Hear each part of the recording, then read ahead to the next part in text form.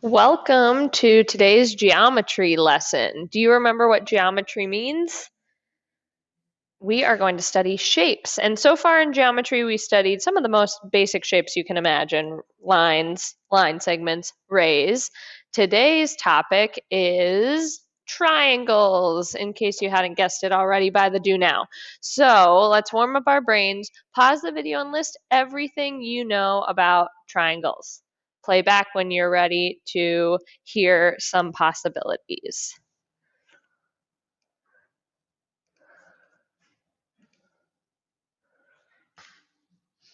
So some possibilities of what you might have written on your page is that a triangle would have three sides and three angles. We're seeing this number 3 a lot because it has this prefix 3 meaning, prefix tri meaning 3. You might have heard other words that have a prefix tri, like a tricycle means you'd have 3 wheels, or if you have triplets, you have how many babies? 3, right?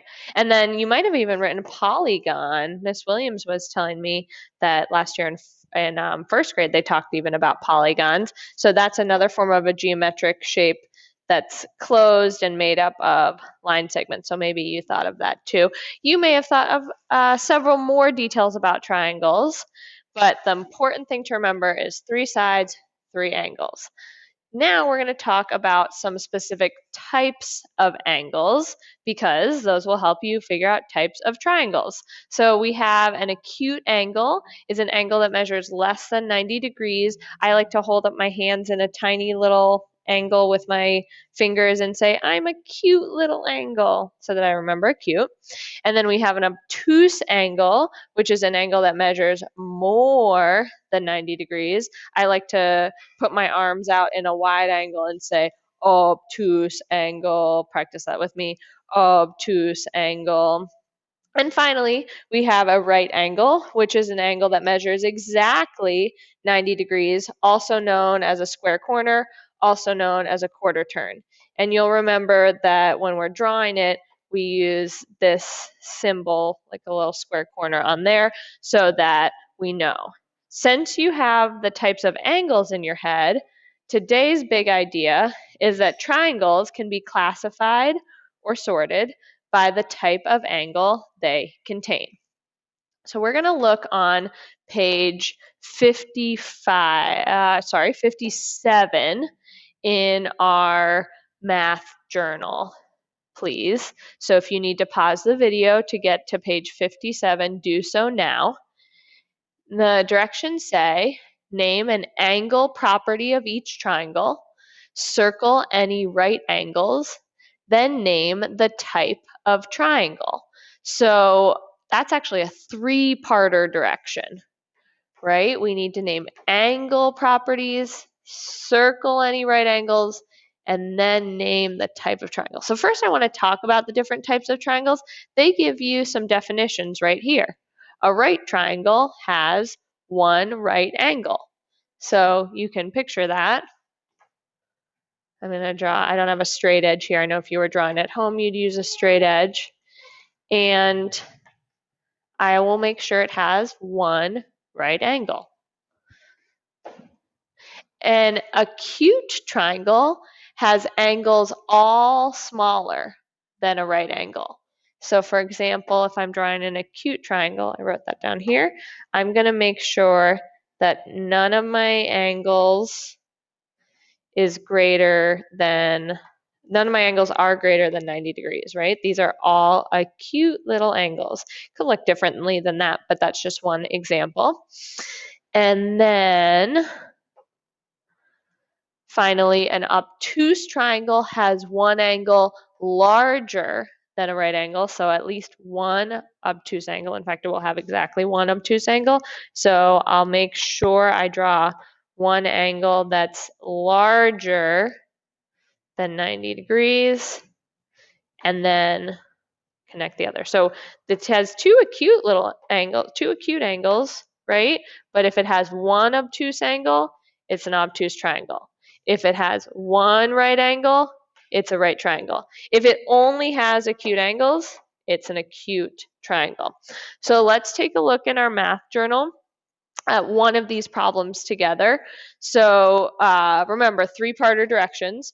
So an angle property, if I'm looking at this triangle and I want to name an angle property about it, one thing that jumps out at me right away is that it has a right angle. So I'm going to write one right angle.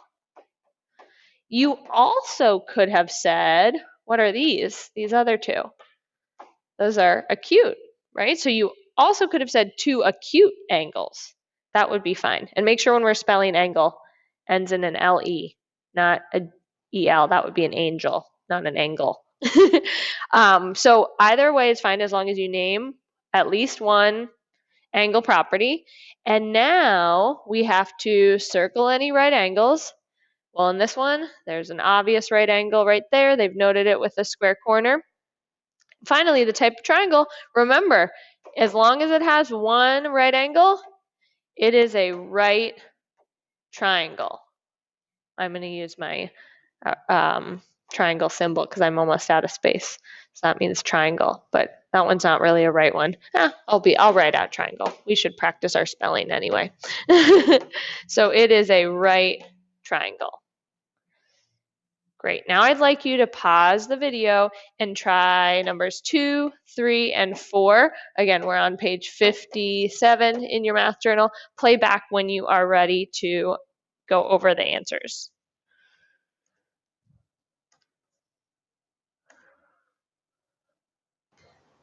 Welcome back. Let's see how it went classifying those triangles. So for number 2, the angle property I noticed was that it had one obtuse angle. Now property just means something that was true about this shape. So you could have also mentioned that it had two acute angles. That would be fine as well.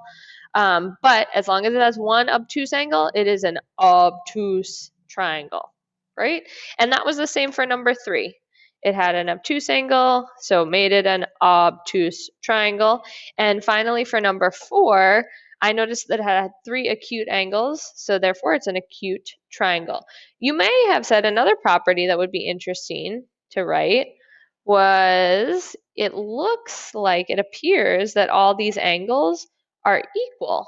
And in geometry, mathematicians have notation for that. If angles are equal, they would give them each one tick mark through them to show this angle equals this angle equals this angle.